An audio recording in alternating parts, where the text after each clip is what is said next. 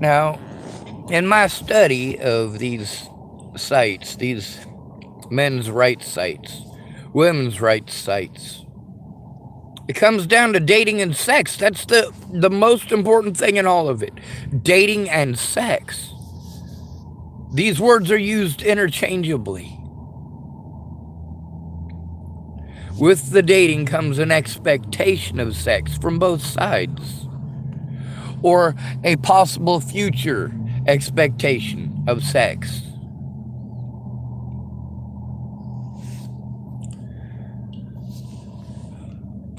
One person asked me, Sean, are you interested in having sex with her? I said, no. Well, why would you ask her out on a date then? Good point. If I'm not willing to have sex with you, I won't ask you out on a date, and I haven't asked anybody out on a date since. Why would I?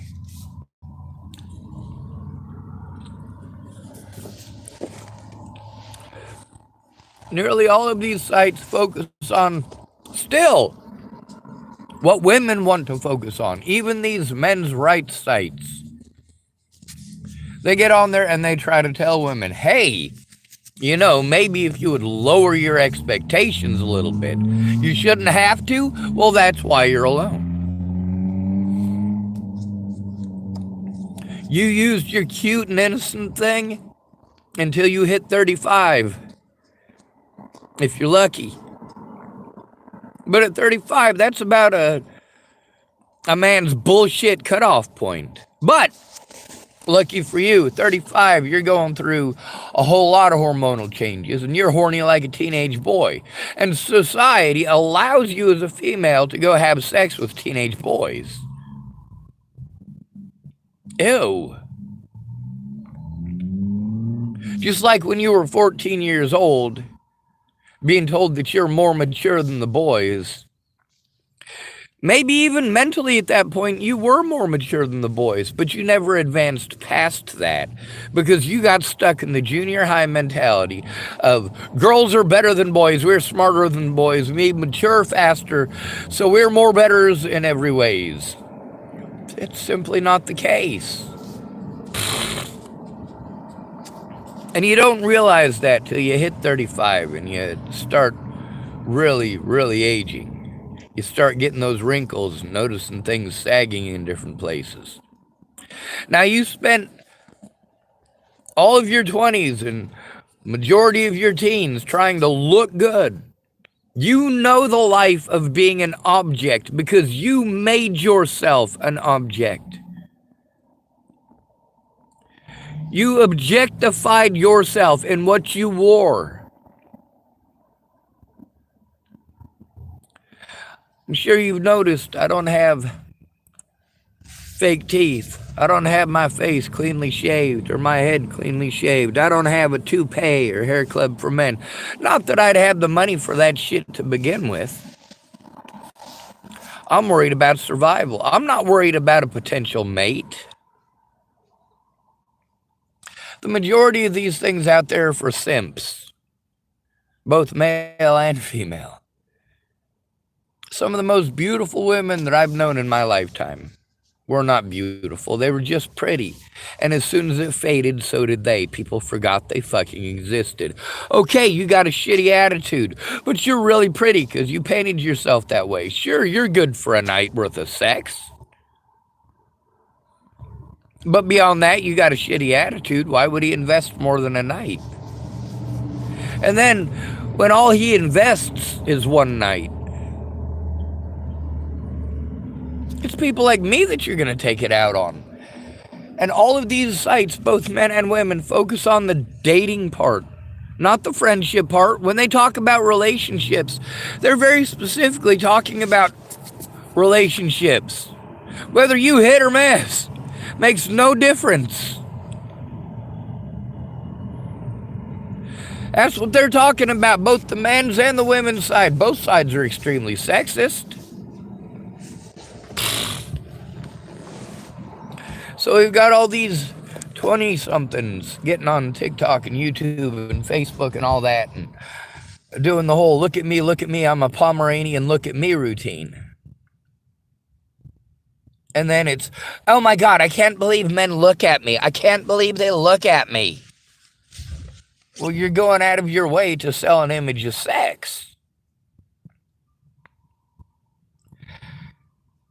What you're showing there is that that's what you have to bring to a table. I mean, you're not bringing anything other than just sex. If you love to read, well, maybe if I met you at the library, but I didn't meet you at the library, did I? Some of you, actually, I did, because I used to live in the homeless community in Boulder, Colorado.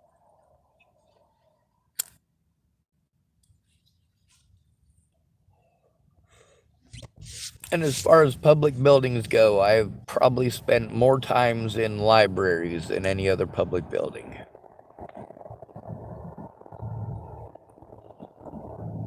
My favorite thing to do all growing up was read. Now, I'm not one of these guys that all these women are complaining about, am I? I'm not the guy that they're going, oh, well, I wish I had a this and I wish I had a that. And they're naming off qualities I certainly don't have. I'm not tall. I'm certainly not handsome. I'm not rich. I don't have much, well, anything other than myself to offer for anybody. And you know what? After years of these situations being neglected, I'm basically a whole bunch of baggage, and I know it.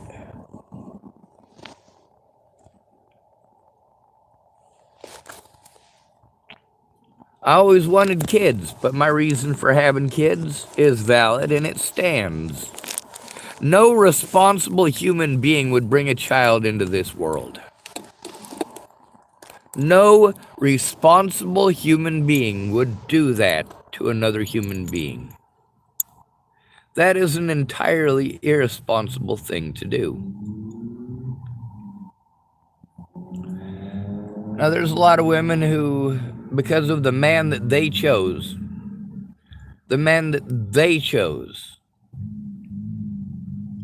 is a superficial POS. That all men must be that way, and it must be okay to take it out on all men. This is some evil plan by the Illuminati to prevent women from what?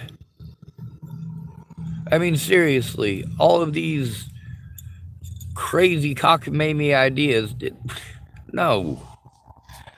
The fact is, you said yes to a man based on the physical attributes that you saw in him that you found desirable.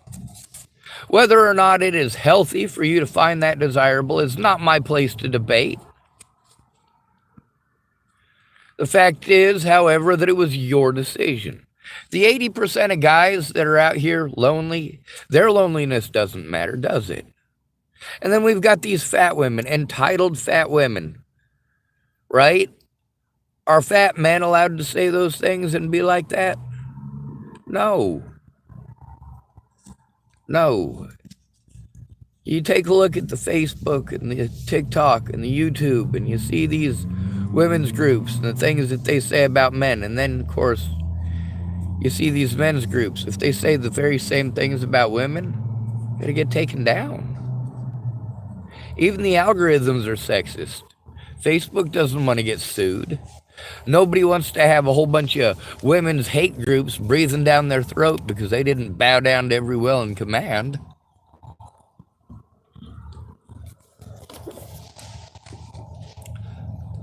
And all of these groups are doing the wrong thing.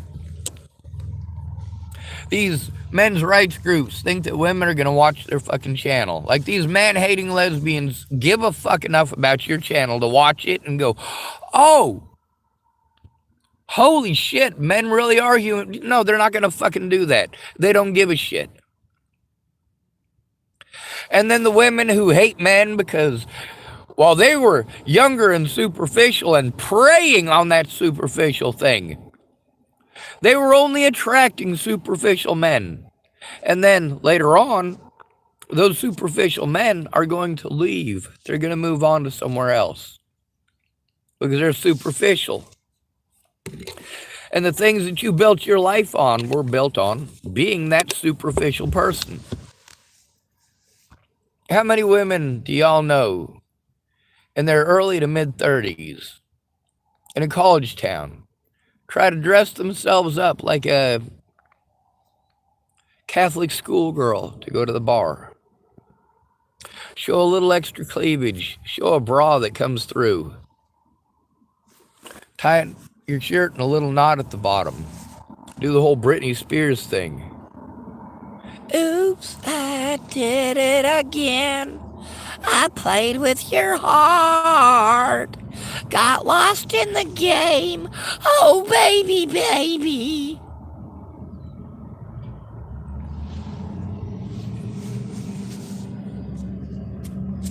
It's horrible because it's hurting all, not just women, not just men. Sexism is hurting all of us, every one of us. It's hurting our children, and it's already hurting our grandchildren, ain't it? I don't have any kids or grandkids. Thank goodness. But I still see the effects of what's going on. I've helped raise a lot of kids because there were women who thought that they were so dreamy and good looking that, well, they found out the kid wasn't theirs. How odd is that for a woman to find out a kid isn't theirs? How does that work? Well, she had a kid because she was hoping to get help.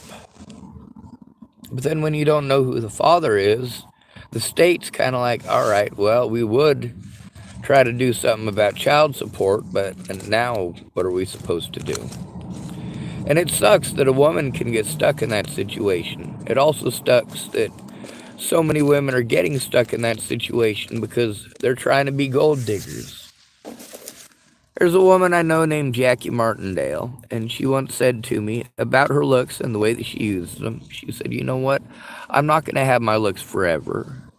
You know, you can't fault me for using them while I have them. Well, all right. Her explanation was that she is going to get her opportunity to have fun only when she's young, and she's going to take it. Now, we're supposed to allow that, right? It's not our choice, is it? If men choose to throw themselves at her, if superficial men choose to throw themselves at her in a superficial way, well, that's not our choice. And if she has bad experiences with men because of that, that's not all men's choice. That's the type of man that she advertised for. Justine Martindale is a bit more down to earth. I'm just kidding. All the Martindale women are down to earth. Except for Pam. I'm not sure what's up with her.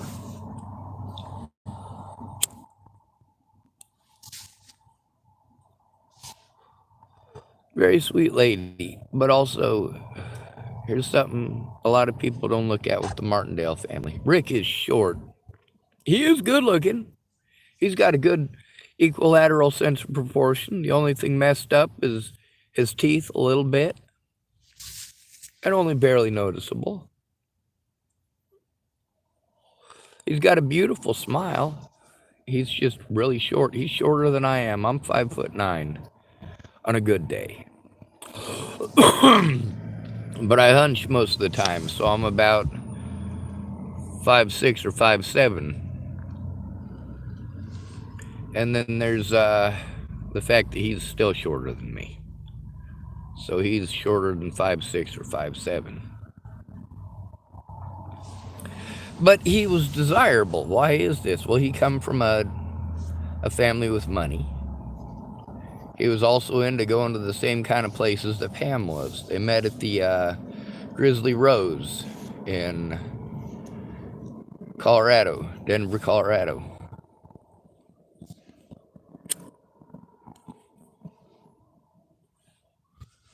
It's not there anymore. Pam saw him in his doofy cowboy hat and fell in love, I guess. But he also come from a good family. He went to college at CU for construction engineering.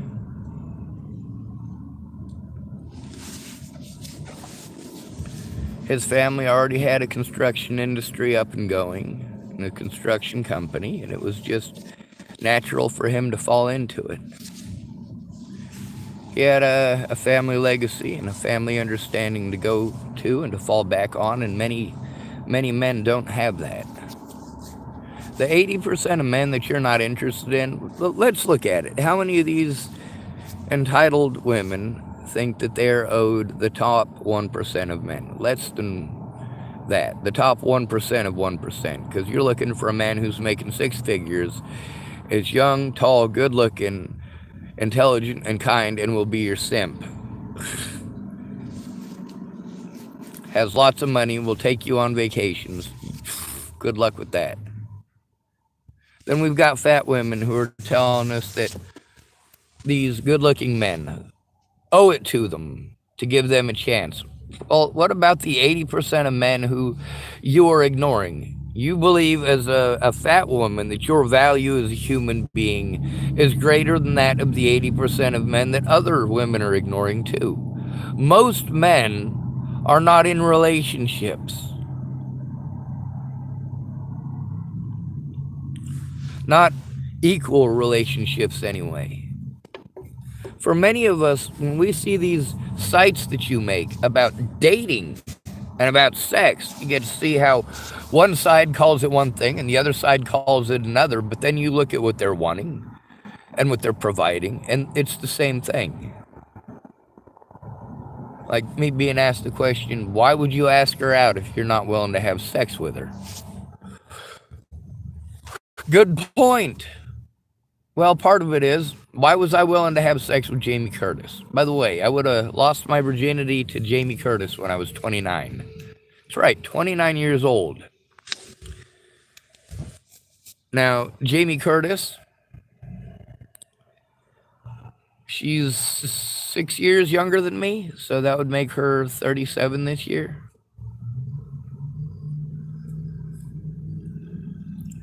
When I was 29, I would have lost my virginity to her if I hadn't zipped my dick up with my zipper. It was very unpleasant, and it's not as cool or as funny as it is in Hollywood. Now, Jamie wasn't somebody that I was interested in. I didn't want to lose my best friend. See, in my lifetime, I've gotten to see nearly every friend I ever had stab whoever their best friend happened to be in the back over a penis or a vagina, over breeding. I've known women who dumped their husband of 15 or 20 years to go out with a younger man who fucked her twice and was done with her. And then she's suicidal and she wants her life to end. And, oh my God, my kids hate me. You left dad with a bunch of bills. You want him to give you a bunch of free shit. And then you want him to talk to the courts for you because you don't have any money to pay him for the child support because he's taking care of your kids. You decided you wanted to go have sex with a 20-year-old. Your love life just was getting boring. Well, now you've got your ex fucking distraught over that shit, but he's doing the right thing and taking care of your mutual kids. Now that you're depressed, you want your kids in your life. Well, you should have thought about that before you kicked your kids in the teeth over that. They're living in financial straits. You now have, in an economy where it takes 3 full-time jobs to keep a roof over your fucking head as a family. 3 full-time jobs on average. Now you've got 2 different households that you got to try to come up with that for. After you've made a mistake like that, you want and expect him to just lay down everything and take you back. But you won't respect him if he takes you back, will you? You just walk over him. You tell yourself he deserves it for being dumb enough to do that. Oh, well, it's not my fault. He played himself. He played himself.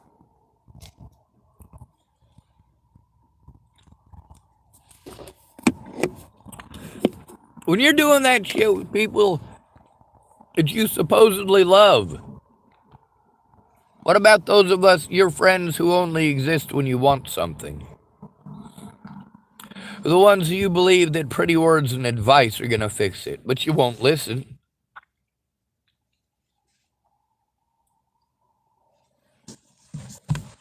We're the ones who take the abuse when you go back to a shitty relationship. When you go back to that husband who supposedly beats you for the third, fourth, fifth, or sixth time. And every time you expect us to rescue you and he beats on you again. Or you get into an argument and you're afraid that he might. And every time we end up with the consequences because you go back to him and we get treated like we're horrible meddlers because you asked us for help. Sean, will you help me move out? Ron Reeder threw a bottle at my head. Yeah, I can show up, I guess. I don't have money. I don't have resources of my own. But yeah, I will invest everything that I have to come help you. After doing so, we'll fast forward after 6 months if you get bored with the current boyfriend that you have, like Miss Jerry Sparks. She's got 3 boyfriends that she keeps on rotation for like, I don't know, over a decade. There was Ron Reeder, and he was from Alliance, Nebraska. And then there was Andrew Booker, who was from, well, I think you said Pennsylvania, but I knew him from Lodgepole, Nebraska. I went to school. His daughter was Gina, and she was, or Regina. She was the closest thing we had to a black kid in Chapel or Lodgepole High School. She was my lab partner in biology. Teacher's name was Mr. Howard, and poor Gina happened to be stuck with me. She eventually asked to not have me as a lab partner because I sucked, and I did, but I still got a really high score on that class. Now, we've got this situation here where we're told that we all owe women. Those 80% of us who are constantly alone and lonely don't have all of those perks that, as a woman, even after you have aged out and gotten old and wrinkly, you still have many perks that men never have, literally never have in their lifetime, because we're expected to be your protectors. Women are supposed to be protected. It's not just ingrained in our brains as an education. It is ingrained in our genetics. It is our jobs to protect you.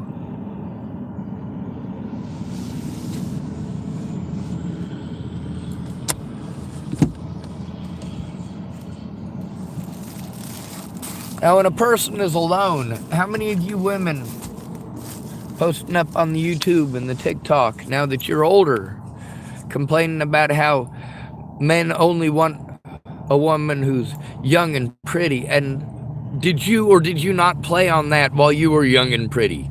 You knew that then. And what men did you go for? You went for the ones that were easy to play. When a man is motivated by sex, it's kind of like a dog that's motivated by food. Sure, that's your guard dog. But the burglar with the steak, well, he's going to come in and take all of your stuff while your dog is enjoying some food. When you dress for success, dress for sex, dress for dating, what kind of a date are you going out on? Are you wanting to build a meaningful relationship? What kind of dating are you going on? Are you going and doing things that either one of you find fun, or is it mostly, all right, well, let's get the sexual tension broke? That was the thing that was killing me with Jamie. I didn't want no sexual attention. But as soon as that became an option in her mind, it became like this conquest. Like, no, Jamie, I needed Jamie to help me to understand the situation with many women in my life. Like, why is it, first of all, that I'm expected to do all these things? Why is it that so many women have been almost confrontational about forcing me to have sex because I've helped them to move? And no, I'm not accusing Jerry Sparks of ever doing any such thing. She never, ever, ever laid a hand on me. She never attempted to have sex with me. She never attempted to give me any sort of hint or insinuation that me and her were ever going to be a thing. And I made sure that she was aware that there was no such thing the other way. And that was okay. When she needed help moving, it was okay for me to help her to move because we'd never dated. Now imagine if, when moving Ron Reeder's ex-girlfriend at that point at her place, imagine if I had been an ex of hers showing up there. Well, then in his mind, he's thinking he's losing his girlfriend to this ex-boyfriend. There's a bunch of sexual tension there. There's also expectations that are there. Oh, well, maybe there's a possibility of a future there. But then, of course, if she's moving in with Andrew Booker, then that's another ex-boyfriend. And having an ex-boyfriend help you to move in with your other ex-boyfriend, because you're going to be boyfriend and girlfriend again. This gets very complicated, and you have to be pretty to pull this off. Miss Jerry was young and pretty and was able to get 3 or 4 guys who thought they were madly in love with her.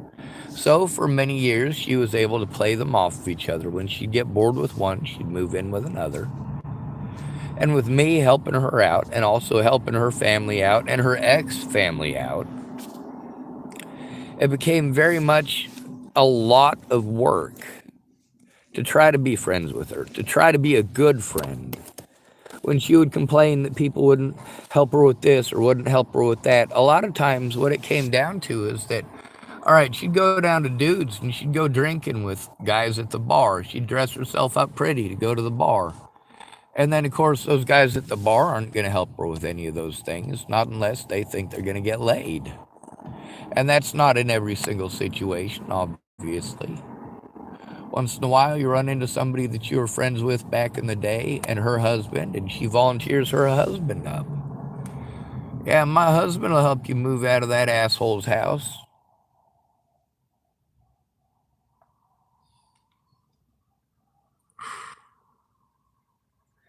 Meanwhile, I'm not allowed to be overwhelmed. Now, the situation that we live in, and as it stands, is that the 80% of men who nobody gives a shit about are still expected to provide. We're still getting bitched at as if we're the ones who you're dating and getting beaten on by.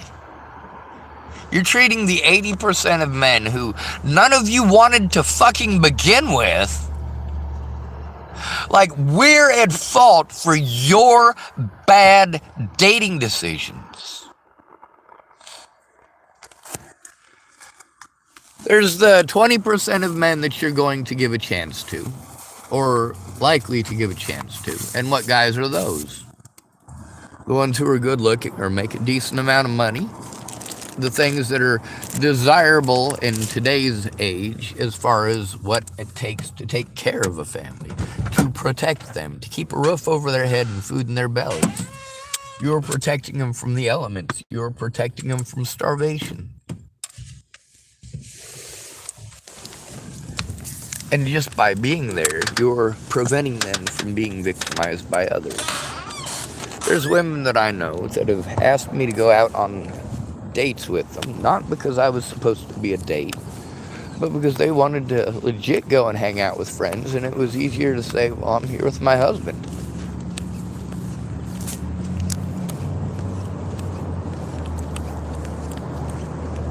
And usually the rules were the same. Hey, Sean, if a guy hits on me, I'm going to let him know that you're my boyfriend or you're my husband. But I don't expect you to get violent or doing anything like that. Just, smile and wave.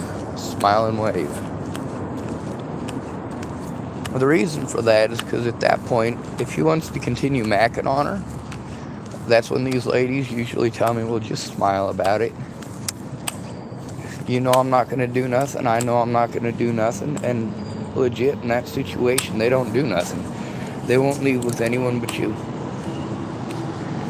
I've also had women who came up to me at random because some guy was hitting on her and wouldn't leave her alone. And, this is my husband.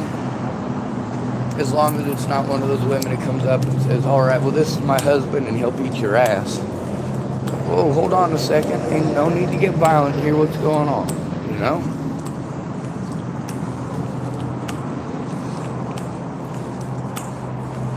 So with these, both the men's side and the women's side, focusing mostly on the dating and focused on giving each other advice. Like, why are you going to tell a friggin' 4'9" guy who's chubby and covered in pimples and, balding in his 40s, maybe even his 50s, you're going to give them dating advice that's only going to work on a 20-something individual who's got ripped abs?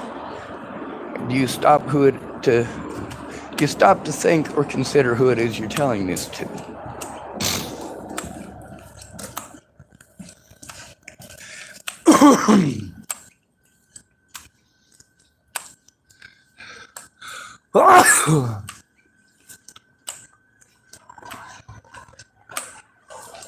There's a lot of women out there who are just glad that somebody paid attention to them. And there's a lot of men out there the same way. Now, if you're good looking, it can seem like an entertainment thing, because it very much is. If there's somebody who's interested in you sexually, they might just want to have fun with your body for a night. Just be entertained by whatever stupid human tricks you can pull in the bedroom. And once it's over, it's over. A lot of people try pulling the, hey, I'll finagle somebody into commitment thing. That doesn't work. I know a few guys who have been duped by that, ended up stuck with a person they couldn't stand because of pregnancy and because of jovial stupidity. I know a lot of guys that are taking care of kids that are not theirs. Meanwhile, the mother is nowhere in the picture. Yeah. A lot of single stepdads. How many of y'all know single stepdads? I'm willing to bet all of you. I'm willing to bet every person in America knows at least one single stepdad. One stepdad who's taking care of the kids of, a woman who went out and wanted to have fun with that bad boy. Ooh. The one who looked good confirmation. The guy who tries to make himself chiseled, and that way he can get women to like him. But it's superficial.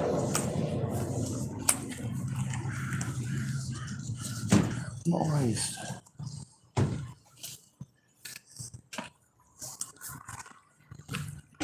Now, obviously, this one is primarily about the men's sites, because of them pushing a lot of this, them pushing the whole dating thing. Who says we have to date?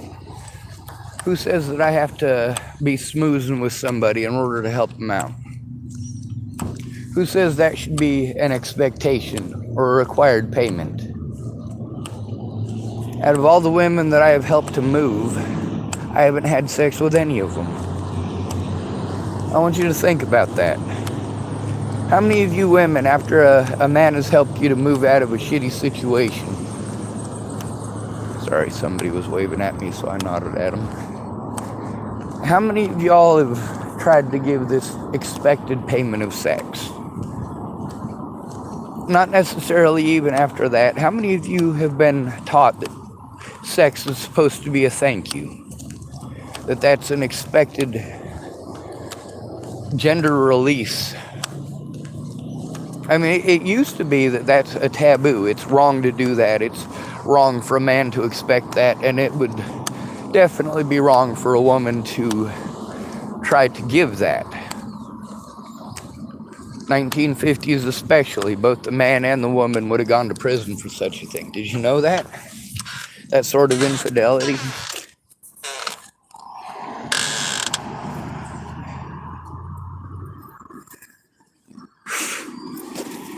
If your male friend came to help you move out of your husband's house in the 1950s, you and your male friend could go to prison for it. We did change the laws. We changed the laws so they could benefit a woman in that situation so she wasn't completely screwed. The alimony situation hit critical mass just after that, 1960s and 1970s.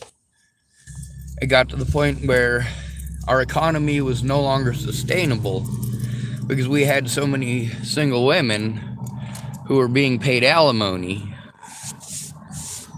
and the men couldn't keep up with more than one household.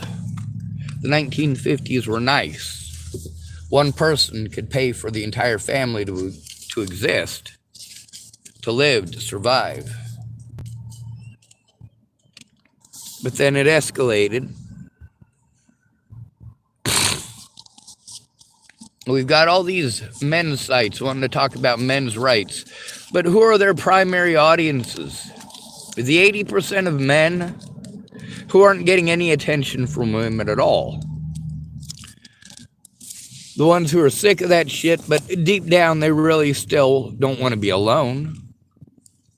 Just like these women's sites still cater to those women who don't want to be alone. That fat woman is not in the top 1% of women. She's not in the top 10% of women that most guys are going to want to date. Those guys who are pumping iron, trying to make themselves physically good looking. They're doing that because they're superficial and looks are what's important to them. They feel that the person that they want attracted to them will be more likely to give them a chance if they look like that. And it's true. If you've got two guys, one of them looks like a troll and one of them looks like Channing Tatum, and they both have exactly the same personality, which one are you going to go for?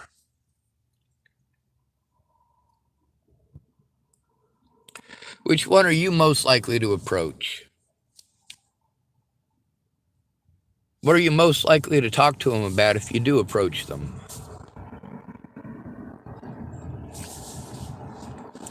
One of the things that I push real heavy when I talk about women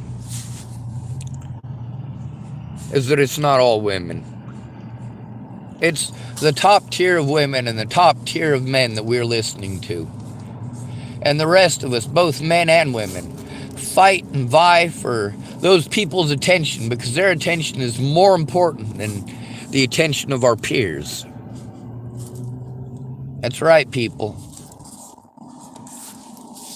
Rather than working together with the other poor, these poor people are hoping that somebody middle class will give a shit and give them a hand up. No, that's not going to happen. Either we work together or we're all fucked. Now, just like in the modern age, it's popular for people to hop jobs. Hey, you know, I'm only earning $17 an hour here. I can earn $21 an hour there. I'm going to hop to a $21 an hour job. Well, I'm working at this $21 an hour job and I like it, but you know what? Now I got alimony. And there's a $36 an hour job. I am fucking taking that. You're working that $36 an hour job. A guy likes the way that you're able to run the machinery. He says, hey man, come work for me. sort of an internship. We'll pay you $36 an hour. Plus, we'll make sure that you have housing and it'll be paid for. You can run some heavy construction equipment. Boom, you're earning $171 an hour. Thank you, Caterpillar.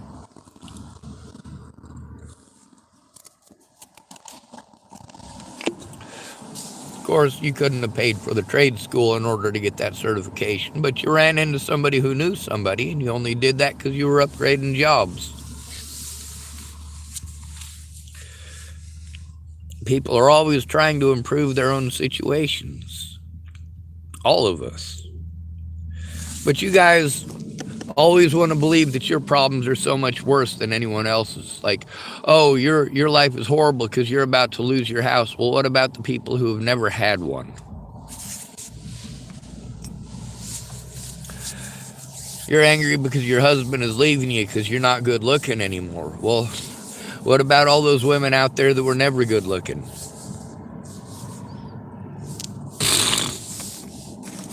We've got fat women who don't want to be fat shamed, which is body shaming. But they think it's okay to shame scrawny women or to shame men who won't have sex with them. Like, if you don't do what she wants right when she wants it, then you have a tiny penis. Or, of course, you hear the scrawny woman and the fat woman yelling at each other across the street. The scrawny one's calling the fat one a hippo. The fat one's calling the scrawny one a little stick. I'll break you in half like a stick. I dare you to say that to my face, you little twig. Body shaming is a part of life. It's a part of being a human now. The human condition. And then we got these fat people that want to be angry because people are making fun of them for being fat. Like, hey, you were calling her a scrawny little twig.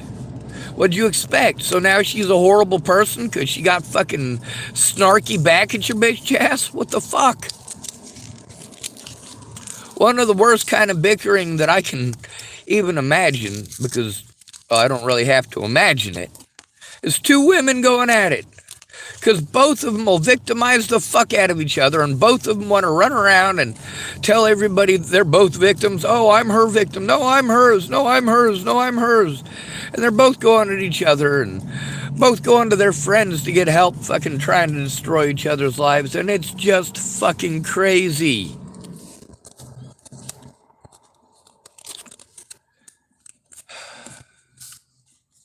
The most violent relationships in the United States don't belong to men at all. There's no men involved in them.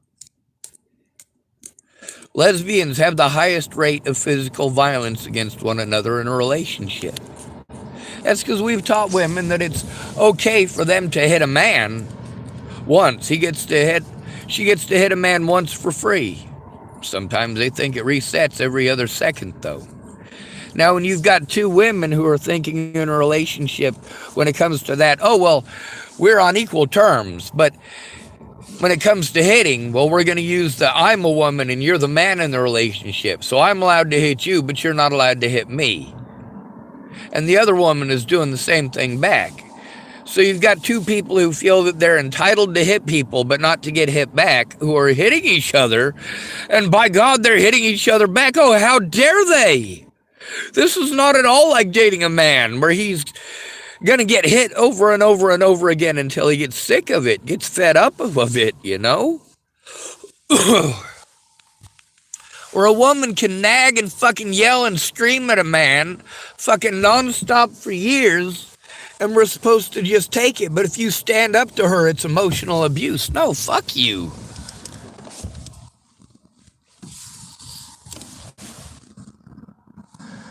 Then we're told it's men's fault. Men did this. Men. It's always a man's fault. Always. You know what? If a worm puts itself on a fucking hook and dangles itself in the lake, it doesn't get to complain when it gets eaten by a fucking fish.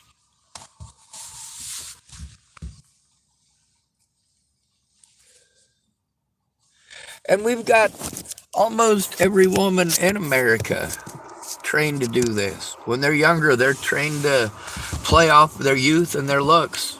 And then when they're older, to complain about how men are superficial. Which men? The men you paid attention to? No, you're superficial. The men you paid attention to were superficial. The men who abused you were superficial. And the men you took it out on because you are superficial. You took it out on men who never harmed you, who never did you, who looked out for you, who rescued you when you fucking needed it. And then later on for you to only say, I did it all myself. No, the fuck you didn't. You got a lot of help that most men don't. The only reason I got any of the help that I got is because my best friend got her fucking brains blown out and I was falsely accused. But that's not the only thing I was falsely accused of in this situation. Meanwhile, nobody bothers to check the source. Like between Natalie Bollinger and Maddie Boa, which one are you more likely to listen to? Why is it that Natalie Bollinger needed to fucking come forward in court? Why was that necessary?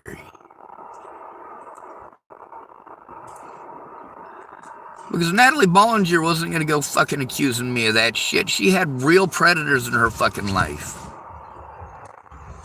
Her predators were lucky that she was willing to pretend that she was stalked after all the bullshit that they pulled.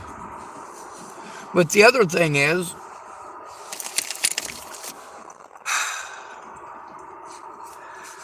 while her friends and family were stalking me and harassing me, by their own admission, they weren't telling her that. Oh, he probably only knows about me because he's stalking you. He's stalking us. He's got to be. No.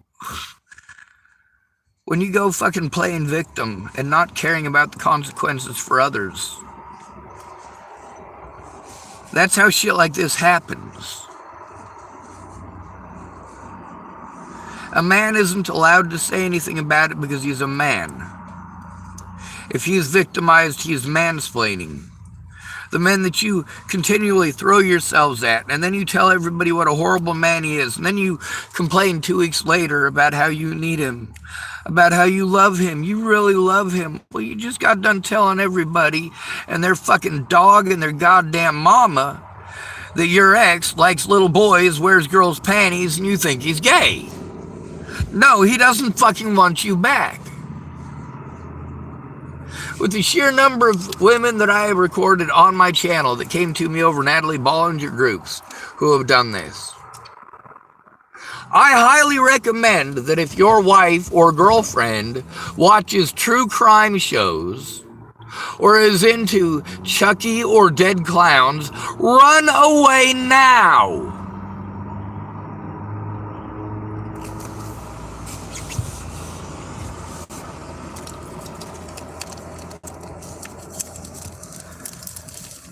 Instead of focusing on the dating part, why doesn't anyone focus at all on the, what if we're not interested in your fucking vagina to begin with? Huh? What about us? None of these shows are about us. There's plenty of shows where they talk about how women use men like us, but they don't address men like us. Unless it's about the dating thing or the getting vagina thing. What about those of us who are not motivated by the vagina? You want me to make exceptions, don't you? You want me to make exceptions for the LGBT? You want me to make exceptions for black people? Hell, you want me to make exceptions for disabled people? Who won't make those exceptions for me? Oh, Sean, you need to understand my disabilities. You don't understand mine. You make no effort. And meanwhile, many of you are telling me about disabilities I do have. So no, it's not difficult for me to understand. But also, you show me that you don't understand. And in many cases, that you don't have the disabilities that you claim to have because of your lack of compassion.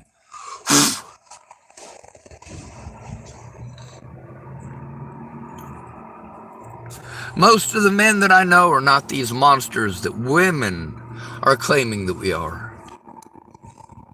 We're tired of being victimized by the look at me, look at me, look at me girls. Trying to play the sex thing isn't going to work, so we're just going to fucking slander the shit out of anybody that doesn't do what we want. Yeah, that'll fucking work.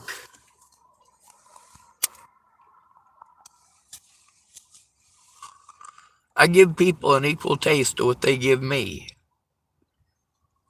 And that is fair. It's not fair that there are no consequences for them, but there are consequences for me.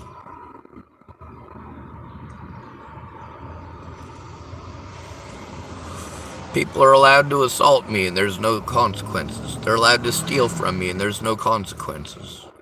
They're allowed to illegally imprison me and there are no consequences.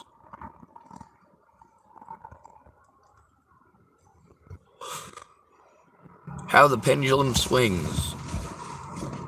You know what that really does for me? It makes me ashamed of fighting for the rights of black people. It makes me ashamed that I fought for the rights of women. Ashamed. It makes me ashamed that I fought for the rights of immigrants.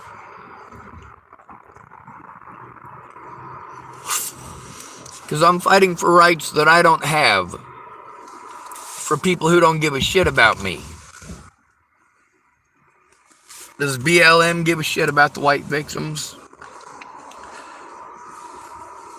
Does BLM give a shit about the homeless victims?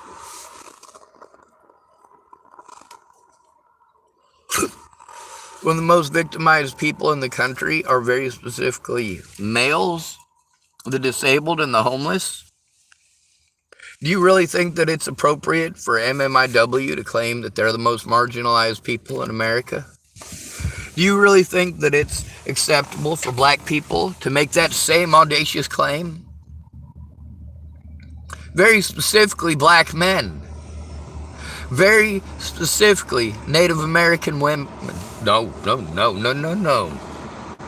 We focus on the women, don't we? MMIW stands for Missing and Murdered Indigenous Women. It used to be Missing and Murdered Indigenous People, but nobody cared. When you focus specifically on women, that's a trigger to us. We're told and we're taught we're supposed to protect women. So many of these Native Americans who have husbands, brothers, sons who have disappeared, they have to pretend that those people didn't exist. Because if you try to get justice for those men, people stop paying attention. They only care about the women.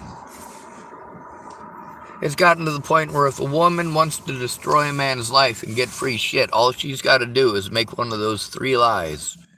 And every single man and every single woman in this country knows the 3 lies. What do you do as a woman if you don't get what you want?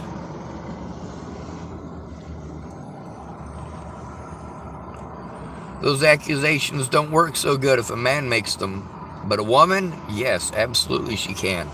A man is told that it's his fault for being there in a situation like that. He should not have been there. It's his fault for being there. Well, if that's the case, how is it not her fault, not only for being there, but for baiting the hook?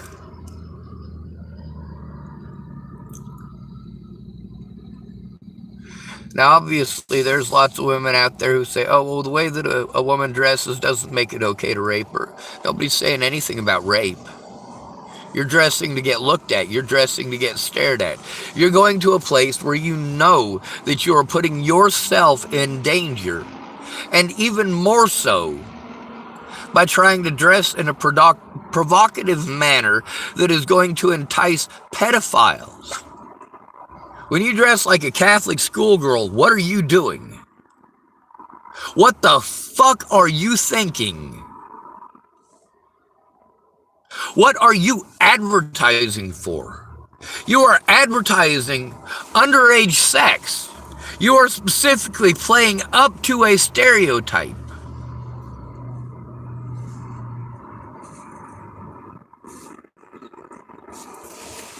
If you want to dress in the naughty nurse's outfit, you know what the naughty nurse connotation is. So when you dress in that, you know that people are going to give you that kind of attention. You know specifically when you put on the naughty nurse uniform that people aren't going to treat you like, well, like if you were wearing an actual nurse's uniform. You show up in an actual nurse's uniform, people aren't going to treat you like you're a slut. They're not going to treat you like a $2 fucking hooker when you show up in fucking hospital scrubs. You're not a naughty nurse at that point. You are a fucking professional, and you need to act accordingly. Have enough respect for yourself in that situation to at least change out of uniform. Now, there are bars specifically for nurses, just so you know. I was reading an article about one in New York. So the nurses, when they get off fucking shift, they can go down to the bar in their scrubs, sit down with other nurses, both male and female nurses, and I guess EMTs and ambulance drivers too, according to the article anyway. But it's so that they don't have to, so they can wind down a little bit before they have to go home to their families. And it's a good idea. And it's not just a bar. It's primarily a bar. But, I mean, there's other stuff for them to do in there. And you're not required to drink. And, you know, that's a good thing. It's a good thing to have a bar where people aren't required to buy alcohol or purchase alcohol or have a minimum purchase requirement, because that's not what these bars are meant for. Now, if you can go to that bar in your hospital scrubs and you can socialize with some of your coworkers or people that you get along with, or maybe go sit at a table with an EMT that you like. You don't have to like him because he's sexually attractive. Maybe he's got interesting stories. Maybe there was a case that you had a week back and you saw him and you wanted to ask him how it was possible that he was able to do something that, like, I don't know how he got that thing into his body. But also, how did you get him out of the wreck without carving him up on the inside with that jagged piece of metal? And you want to go ask the story. And this is somebody who acts in or is working in a professional capacity with you, that after hours, you can stop and ask some of those questions that you don't get the time for when you're hooking up IVs, when you're taking the vitals and all that, you know? There's also the problem of a lot of people out here, we don't have a friend or family who's going to go in with us, and many of us have PTSD. Many of us have fears of hospitals and of police because when we were abused growing up, we were given a choice between being locked up or staying with our predators. For most of us, our predators were our parents. Now, for us to make excuses for female predators, like, oh, well, you know, a woman hitting her kids, well, you know, it's tough being a single mom. Who says she's a single mom? And how does that magically justify beating on your children? It doesn't.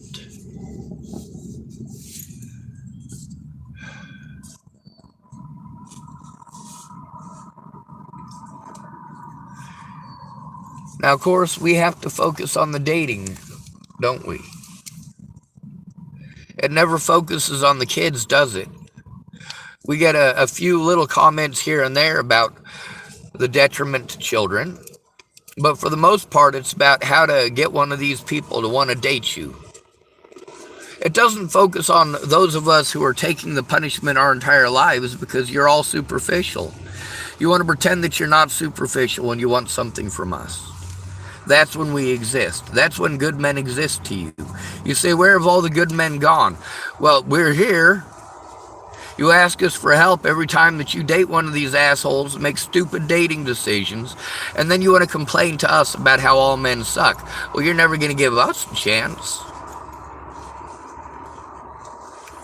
Meanwhile, whether we want the chance or not, if you do something wrong to us, you're still going to play on that. You've been taught that you can. How are we supposed to trust you when we know that any of you at any point in time could flip their shit because they didn't get what they wanted, and it's all men's fault. Has nothing to do with your decisions. Has nothing to do with you put yourself there. You said yes to that guy. You moved in with that guy. You had kids with that guy. You. I didn't have sex with him.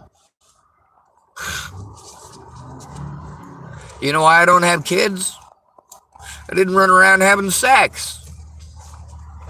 I didn't run around making decisions based on my hormones. And with Jamie Curtis, she was my best friend when she pulled all of that hormonal bullshit.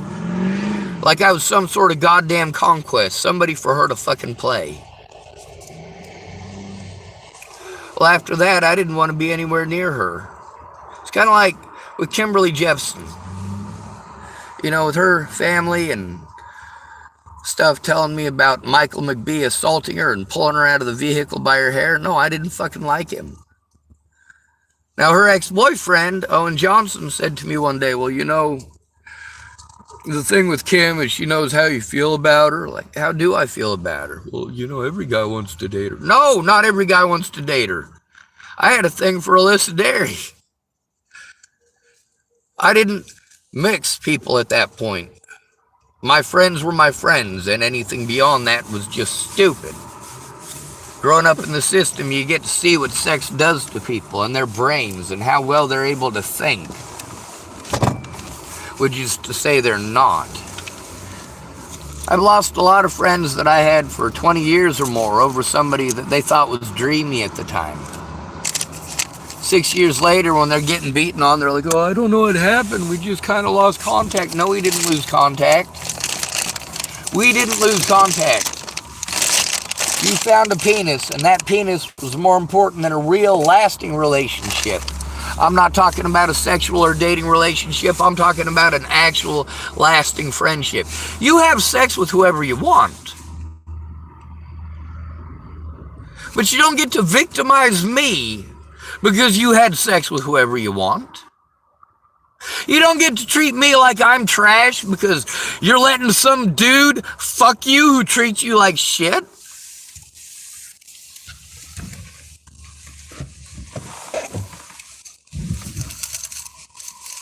We're told that the sex is more important to men than it is for women. But how many women have ditched the man that they were with because the sex just wasn't good?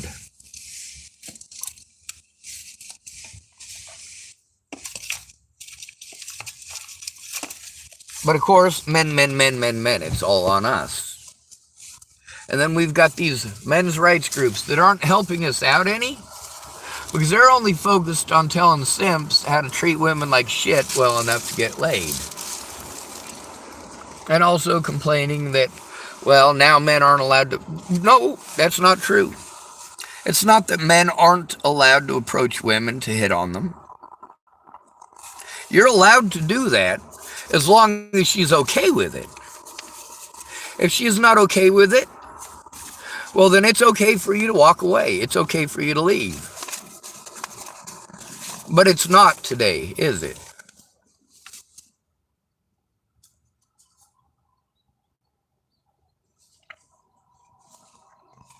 It's not okay.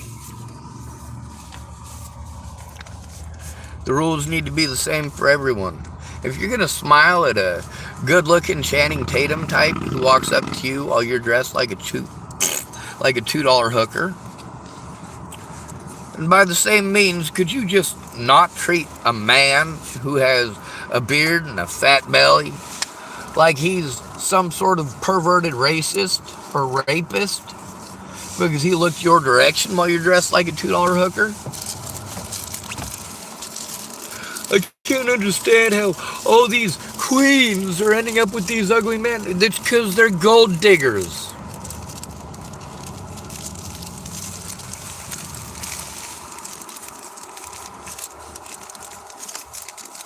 If he's not good looking, chances are pretty good he's got some fucking money. He's got some sort of security for her to fall back on.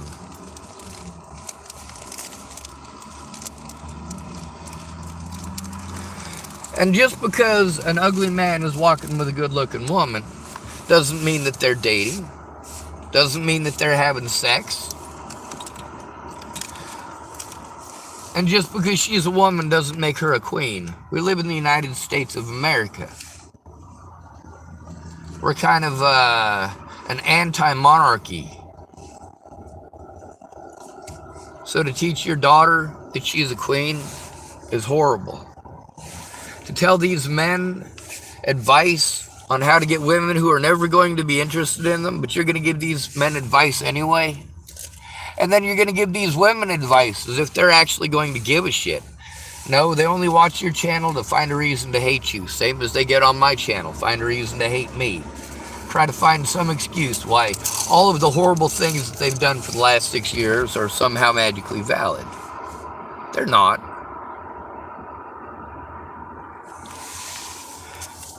I'm supposed to ignore everything, no matter what abuse that I take. And if I act for one moment like my predators, then all of a sudden I'm some evil person. Evil. Because I stood up for myself. Because I stood up for myself in the places where I was attacked. I wasn't just attacked on the internet. And that's something that a lot of my predators want to fall back on. When it comes to the abuse that I take in real life, they want to change the focus to just the internet. And when the internet doesn't fit whatever their fancy happens to be, they'll jump to some other piece of shit excuse. We get to see how popularity is the name of the game. How common decency and common sense, well, they both do exist, but they're not that common. They're not that common by choice. Most of this common sense stuff that you want to tell people is either straight up ignorance that you got off of a Facebook meme, or it's stuff that you selectively ignore when it comes to actually doing something about it. And what you want to selectively ignore is that there's a lot of us who are never going to be in your dating realm or dating category. Those of you fat women who want to wait around for one of them top 10% of men to give you a chance, well, us men aren't going to waste our time with that for the most part. If we do the things that you do, it would be called creepy and stalking. How is it okay for you? We owe it to you to let you stalk us? Or to stalk our friends? We owe it to you to look the other way while you commit crimes against us and sexually assault our little boys? You are out your ever-loving goddamn mind. And those of you men's rights sites who are focusing so much on the dating, how about we focus on the fact that there are millions of men who are being victimized into poverty? And they're ignored just because they're men. They're victimized by the women that you guys want to feel sorry for. You want us to expend all of our resources on them. And then we pay our taxes as well, so the government can make services that will only help women. And then you tell us how it's our fault that women are victimized, and that women are victimized more than men. And you know, we come to find out that's not the case. For every person who has gotten a hold of me to tell me that somebody raped or molested them, I've had at least 10 people who did that because they were pissed off at somebody. That it literally never happened.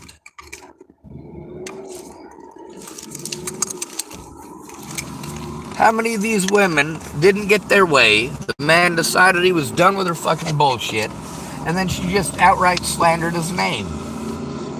And then she wants him back. Well, I'm not going to be there next time you need a fucking rescue, because you know what? I don't have the fucking resources. You never have the resources to do anything to help me. You tell me it's because you got kids or because you're a woman or because you have bills of your own. You know what? So do we, but we're expected to drop it all for you and you're unfucking grateful. If we don't give you what you want right when you want it, you pretend like it was all about your fucking vagina. If only we could have a measure to have every man's genitalia removed and every woman's genitalia sewn shut.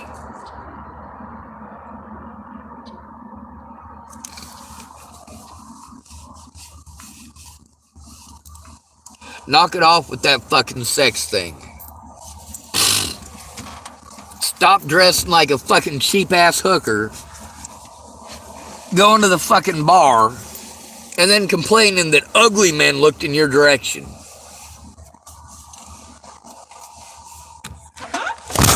That doesn't mean he's gonna fucking rape you. And if you're allowed to fucking be a juicy fucking slut, yeah, you like the way I said that? A juicy slut.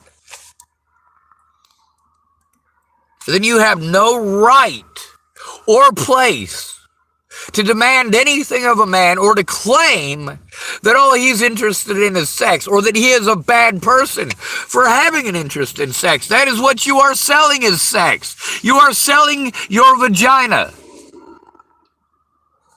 Your vagina is the only thing you are bringing to these friendships or relationships. Over time, guys get sick of that. A lot of times you'll pretend that you're interested in a guy who's obviously, you're well out of his league, at least in your own mind. Once you get what you want from him, oh, I think we're better off as friends. Well, fine. But how many of these men didn't need to be prompted by you pretending you were interested? How many of these men were taught that they're supposed to treat you to that?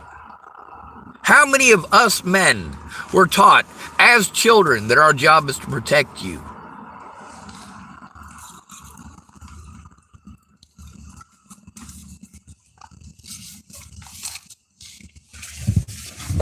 Then, of course, we got to deal with the man-hating lesbians who will come up to a group of men, try starting a fight with these men. One in particular, usually one that's smaller than her, but sometimes a little bit bigger because she's still a bit pretentious and still thinks she's a little bit more female and feminine than she is. No, once you've gone butch,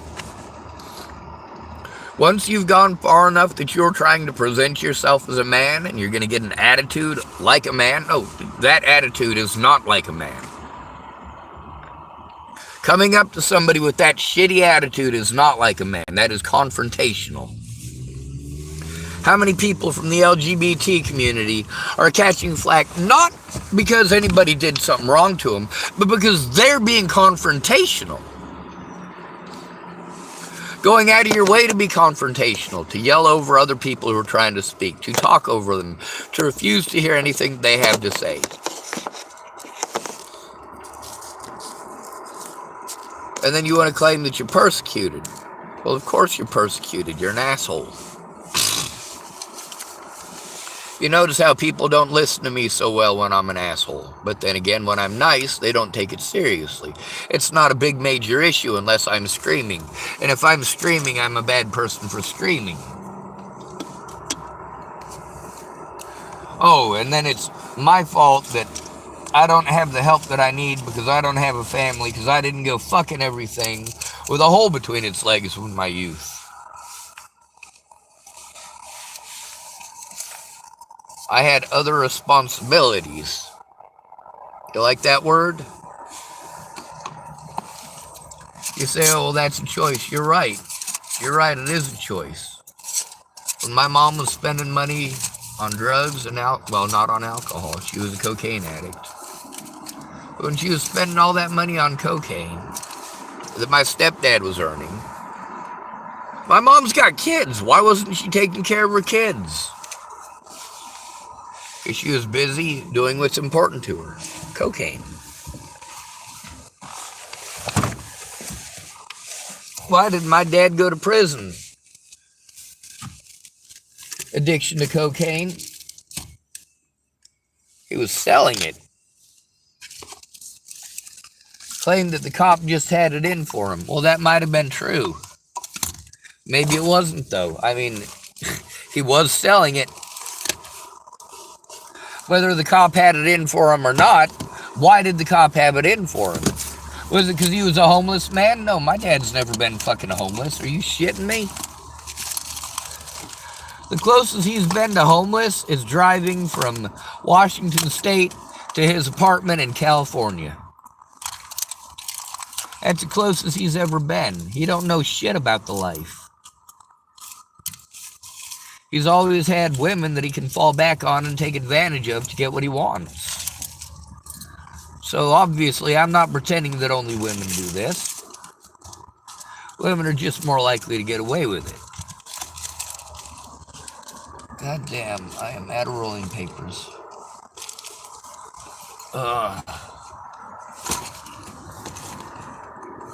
And I crushed my other pipe. I do have this pipe here, but it sucks. And it doesn't work very well for tobacco. It's made for pot, but I haven't smoked any pot out of it because I got another pipe in here that I can use for pot. But I don't need it because I don't need to smoke pot. And that also doesn't mean that I'm against smoking pot.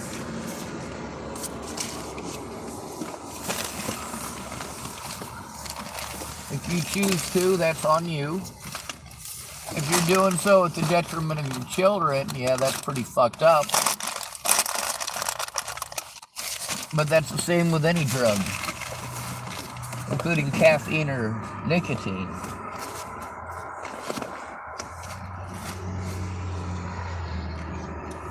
Alright, I'm gonna end this video.